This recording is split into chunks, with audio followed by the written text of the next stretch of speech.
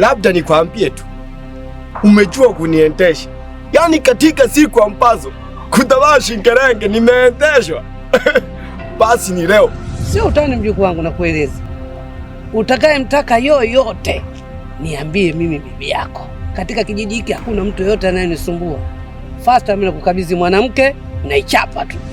Sio kama unanitaka mimi nikutaka twende tukamalizane. Mimi matatizo sitaki. Auelewi kivipi? Mimi naongea na wewe afa nasema kivipi auelewi? Wewe jana tumekutana mimi na wewe. Umenipita tu bila kunisalimia. Leo bila kukusimamisha hapa usingenisalimia tena. Kuna moja hivi nilijigonga ukutani mpaka nikasikia saa. Lakini mimi bado tunaendelea, yaani kama ni chinga. Mwanzo nimekutana na wewe shemeji pale njiani. Tulikuwa tunaongelea mambo yetu. Ghafla alivyokuja bibi, uliogopa na kutetemeka sana.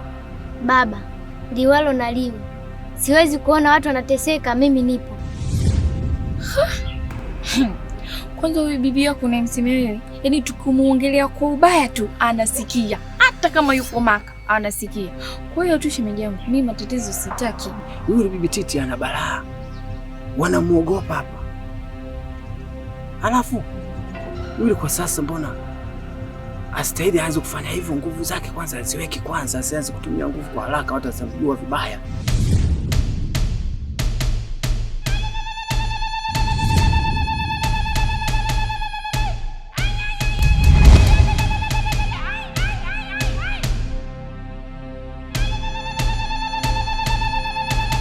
Naomba usilie. Ipo siku moja tu tutajua mbivu na mbichi kuhusu Kudabashi.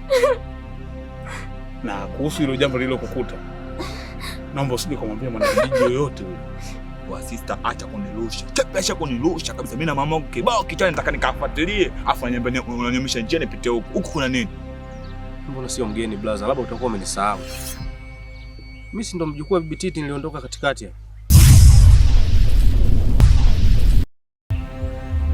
Sasa Kindero nawe kipara mterezi, tripu hii mkishindwa tena kazi kuifanya, vichwa vyenu nyinyi wote wawili itakuwa halali yangu, nitawatafuna nyama.